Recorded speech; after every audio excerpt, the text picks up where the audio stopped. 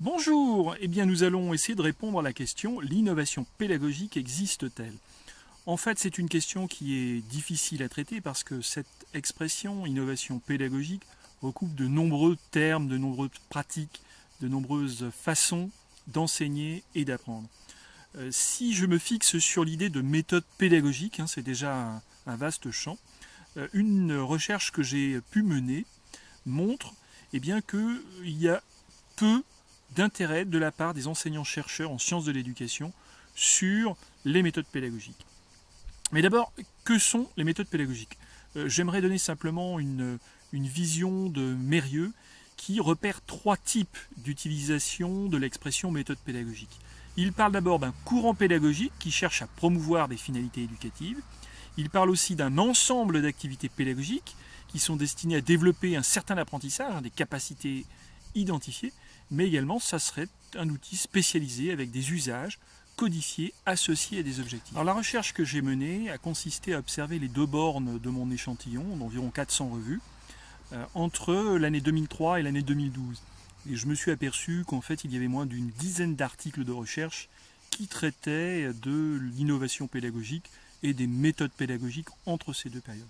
Alors ça ne veut pas dire que les praticiens restent inactifs. Si les chercheurs ne parviennent pas à capter et repérer ce qui se passe, les praticiens sont extrêmement actifs et je vais vous montrer ce que j'ai pu observer sur la diapositive suivante.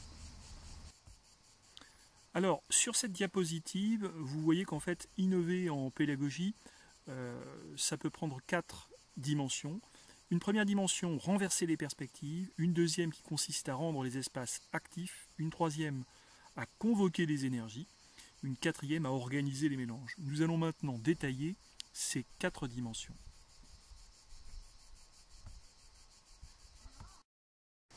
Alors tout d'abord, renverser les perspectives. Qu'est-ce que j'entends par cette idée-là? Il s'agit de décider de rater beaucoup plutôt que de viser une réussite tout de suite. C'est de choisir la pensée inductive, c'est l'idée de la pensée analogique, des métaphores plutôt que du raisonnement si, alors. C'est plutôt de rentrer par des questionnements incessants. Mais pourquoi donc? Mais pourriez-vous aller un peu plus loin? Et quelle serait l'étape à suivre? Et si on imaginait dans 5 ans? Mettons-nous à la place d'eux. Cette pédagogie qui part des perspectives renversées valorise la question plutôt que le seul contenu. La deuxième dimension, ce sont des espaces stimulants. Donc des espaces qui stimulent nos sens, qui provoquent nos déplacements, nos mouvements.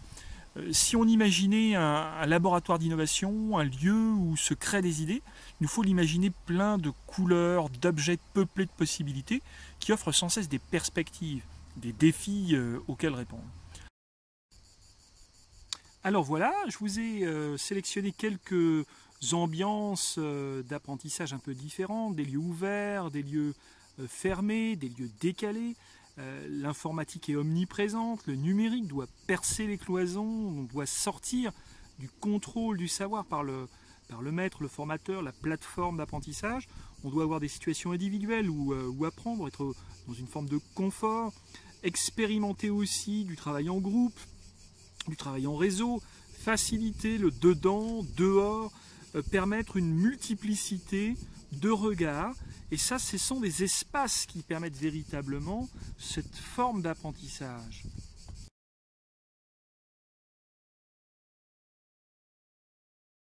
La troisième dimension, c'est cette convocation des énergies. C'est donc de s'engager immédiatement dans un prototype sans attendre.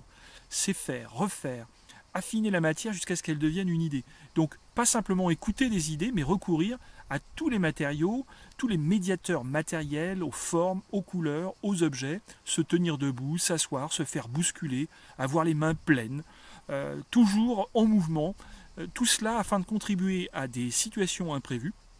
Et là, le cerveau interpellé par un tel flot de questions et de mouvements peut aussi produire des nouveaux sens. Enfin, l'organisation des mélanges. Ça, c'est de préparer ce qu'on appelle la sérendipité, c'est-à-dire qu'un esprit préparé peut, à partir d'un ensemble de mélanges, de rencontres, d'imprévus, imaginer des nouvelles possibilités. Donc, dans un groupe de formation, avoir à la fois des personnes qui soient des concepteurs, des utilisateurs, des stagiaires, des chercheurs, donc mélanger des statures, des postures, faire œuvre de syncrétisme, autoriser des points de vue décalés, des confrontations directes, des saillies imprévues.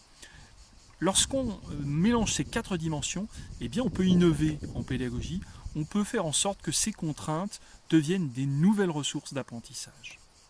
C'est ce qu'expérimentent les praticiens au quotidien.